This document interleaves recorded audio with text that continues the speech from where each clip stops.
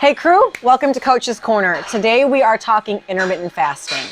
I recently just started implementing intermittent fasting in my routine again for a couple reasons. I want to take this opportunity to dive into what exactly intermittent fasting is, what are the benefits, what is the purpose, and then also why I started doing it in my own journey again. So first I'll start with my own reasonings for why I do intermittent fasting. And let's be very clear on what intermittent fasting is. There's many different forms of intermittent fasting. The most common one is also known as window eating.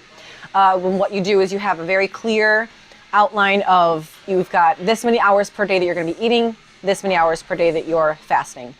To keep this super simple, usually the standard windows are 8 hours of eating, 16 hours of fasting, or you can do 10 and 14 or 12 and 12. Personally, I do 12 and 12. The reason for this, I'll explain later.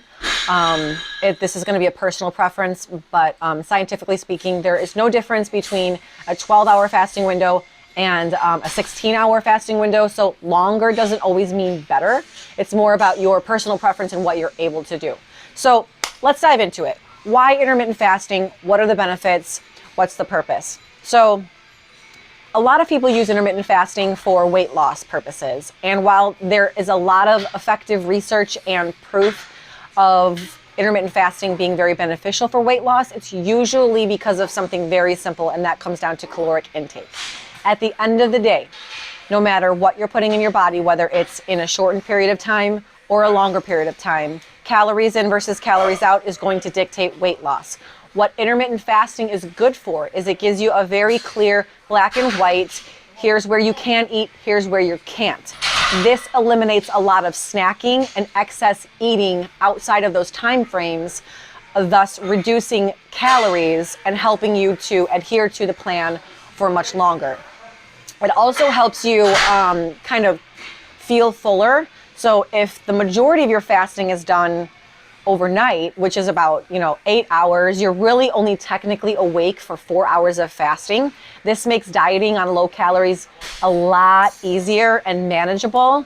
So if you're eating for 12 hours, you can put all of your calories in that time frame. It feels like you're eating more and you feel fuller, and then you just have 4 hours where you can't eat at the end of the night or in the morning. Big deal. You can probably do that. So it makes dieting on a caloric deficit a lot easiiner. This is, at the end of the day, how it's going to help with body composition. Actually, it's not the best for gaining muscle. Gaining muscle is recommended to disperse your protein intake evenly throughout the day, ideally every 4 hours, and you should be getting at least 21 grams of protein at each feeding, for maximum muscle growth. But if we're talking just purely lifestyle, body composition, fitness, and weight loss, intermittent fasting is a very, very great tool. Now, I've implemented it back in my routine because of the physiological effects. So actually, intermittent fasting was introduced because of this mechanism in our bodies that happens called autophagy.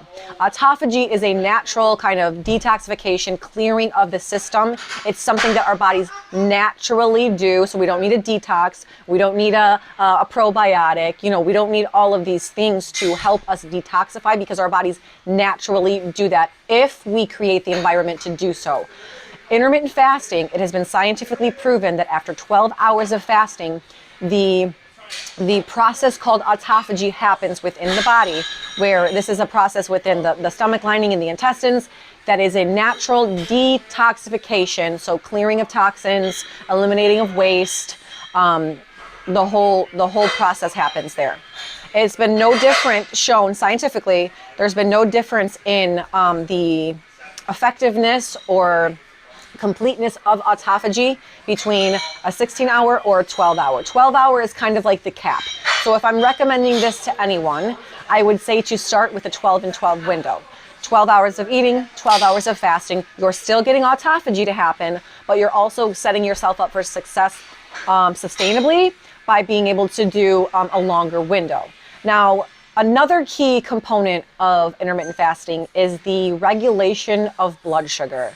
So as we know, chronic diseases, diabetes, heart disease, you name it, you can go down the list, is on the rise because of obesity, number one, but also it's because of the frequent and improper dumping of food in our bodies. Every time we dump food into our bodies, our blood sugar has to raise.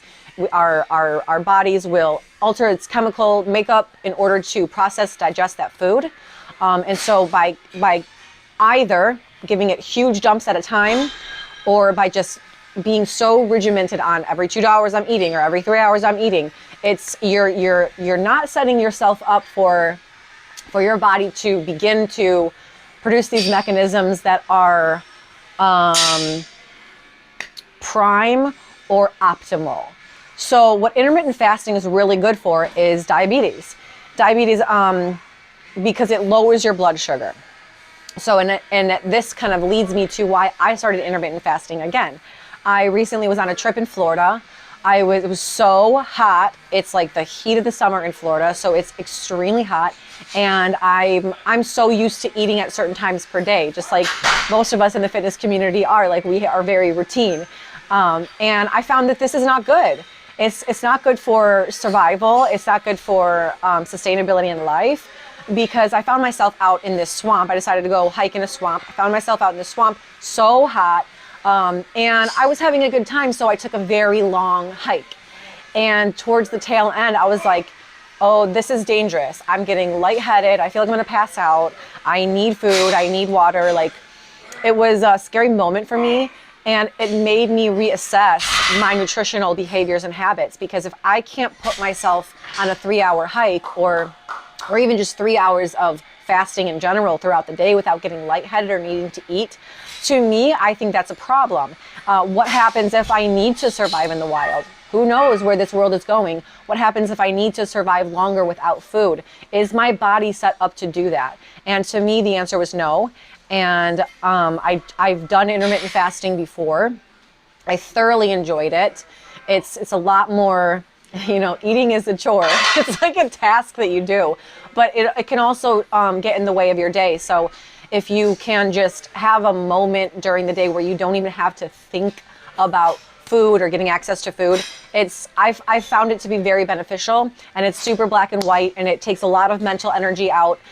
Aside from the way that your body physically feels with that autophagy happening, that natural detoxification, you feel a lot clearer, more energized. And then the blood sugar responses, I've noticed that I'm not as sensitive to those blood sugar spikes. And many of us, whether it's on the low end of the spectrum or with diabetes, the high end of the spectrum, where we actually need that to be lowered, intermittent fasting is supremely good at helping your body to manage its blood sugar more efficiently, because it has to.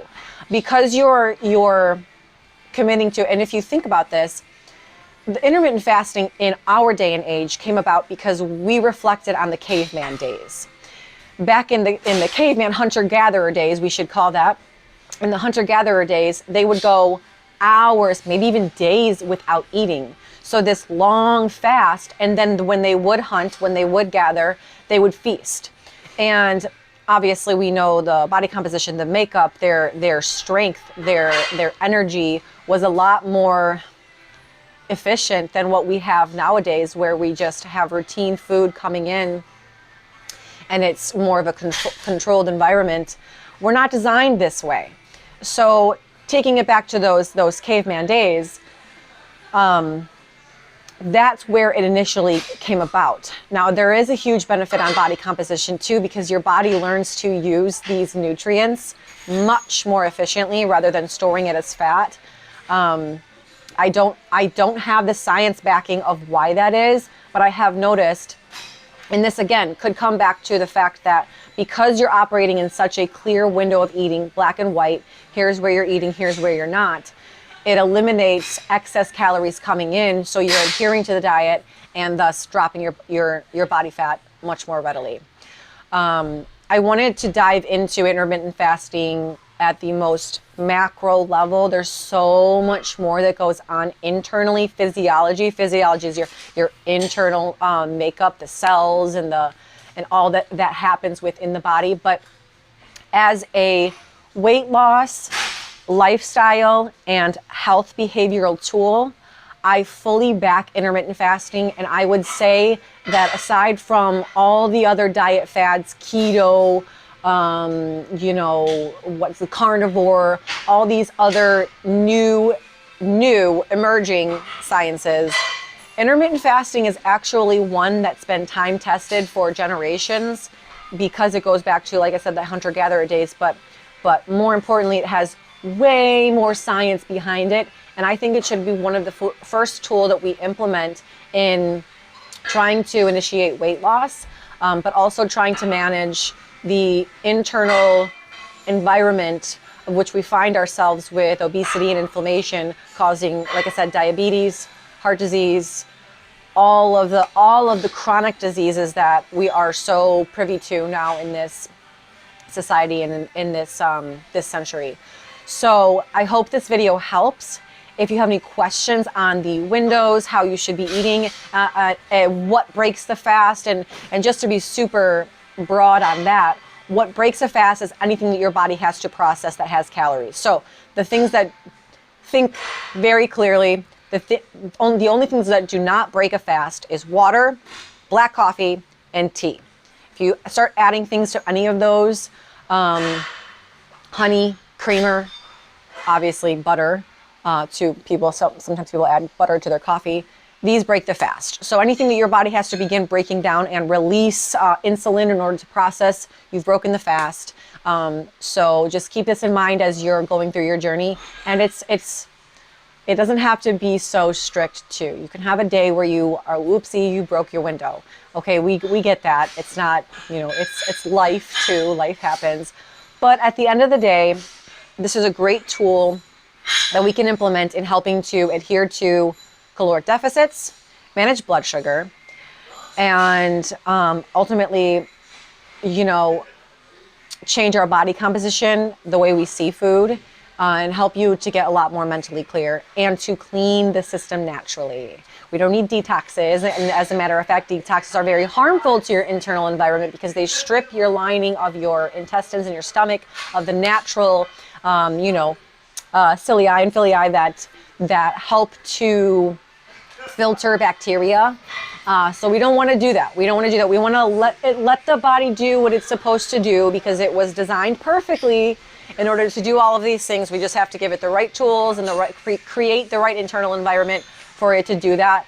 And this is one tool that helps you to do that. I can guarantee you'll feel a lot better.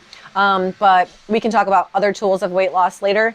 If you have any questions on other fads out there, I'd be willing to dive into those. But I hope this video helps explain intermittent fasting, also known as window eating. And I do hope that you give it a try, as I am a firm backer of intermittent fasting. Have a great rest of your day. Shoot your comments below or questions, or just message me and shoot me some topics that you guys want me to discuss as far as fitness, nutrition, health, or mental. This could be elite level athlete. This could be just starting in fitness, period. Drop some comments. Please share the video if it brought you value, as always. And we'll be back again for another Coach's Corner next week. Talk to you guys soon.